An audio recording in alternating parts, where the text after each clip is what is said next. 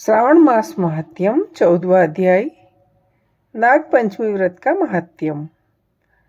ईश्वर बोले, हे मामुनि, श्रावण मास में जो व्रत करने योग्य है अब मैं बताऊंगा, आप उसे ध्यान से सुनिए।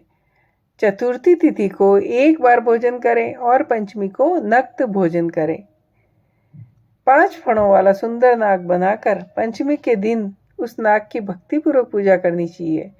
द्वार के दोनों ओर नाग बनाए और दधी, कनेर, मालती, चमेली, चंपा के फूलों, गंधों, अक्षतों, धूप, दीप से विधिवत पूजा करें। उसके बाद ब्राह्मण को घृत, मोदक तथा खीर का भोजन कराएं।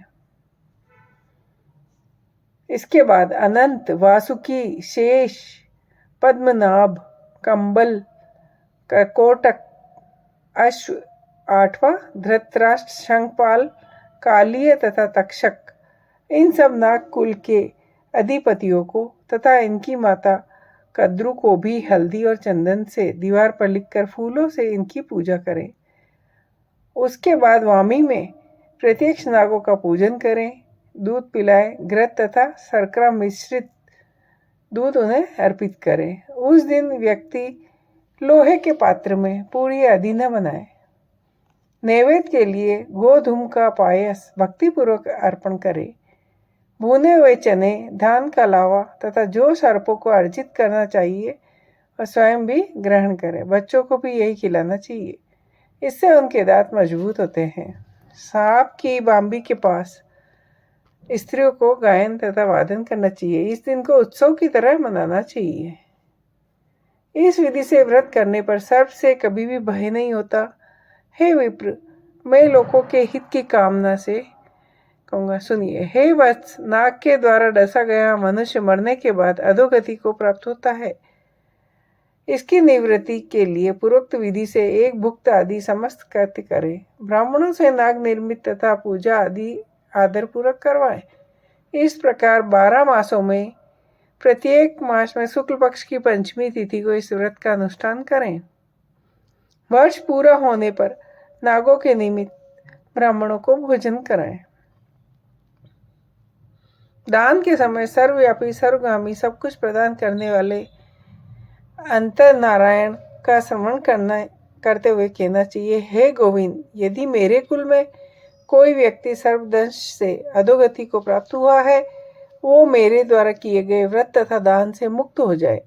ऐसा उच्चारण करके अक्षत युक्त तथा श्वेत चंदन मिश्रित जल वासुदेव के समक्ष भक्ति पूर्वक जल में छोड़ दे। हे मुनि सत्तम, इस विधि से व्रत करने पर उसके कुल में जो भी लोग सर्प के काटने से भविष्य में मृत्यु को या पूर्व में मृत्यु को प्राप्त हो चुके हैं, वे सब गति प्राप्त करेंगे। इस विधि से व्रत करने वाला अपने सभी वंशजों का उद्धार करता है। जो लोग सुख पक्ष की सभी पंचमियों में नक्त व्रत करके भक्ति संपन्न होकर पुष्प आदि उपहारों से सौभाग्यशाली नागों का पूजन करते हैं, उनके घरों में मणियों की किरणों से विभूषित अंगों वाले सर्प उन्हें अभय देने वाले होते हैं और उनके ऊपर प्रसन्न रहते हैं। जो ब्राह्मण ग्रह दान का प्रतिग्रह करते हैं, वे भी अंत में सर्प योनि को प्राप्त होते हैं। हे मुनि सत्तम, जो कोई भी मनुष्य नाग हत्या के कारण इस लोक में पुत्रहीन होते हैं और जो मनुष्य स्त्रियों के प्रति कापड़ने के कारण सर्प योनि में जाते हैं, कुछ लोग धरोहर रखकर उन्हें स्वयं ग्रहण करते हैं। अन्य कारणों से भी जो मनुष्य सर्प योनि में जाते हैं, उन सभी के प्रायश्चित के लिए यह उत्तम उपाय है।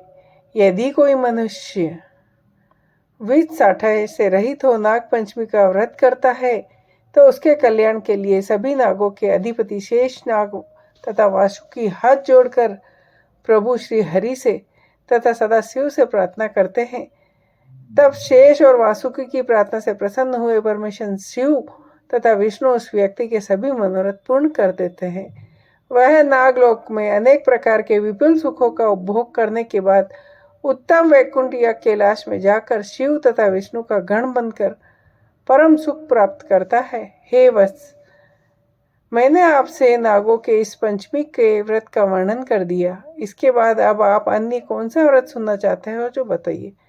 इस प्रकार श्री स्कंद पुराण के अंतर्गत ईश्वर सनत कुमार संवाद में श्रावण मास महात्म्य में नाग पंचमी व्रत कथन नामक 14वां अध्याय पूरा। श्रावण मास महात्म्यम 14वां अध्याय, नाग पंचमी व्रत का महात्म्यम। ईश्वर बोले, हे मामुनि, श्रावण मास में जो व्रत करने योग्य है अब मैं बताऊंगा, आप उसे ध्यान से सुनिए। चतुर्थी तिथि को एक बार भोजन करें और पंचमी को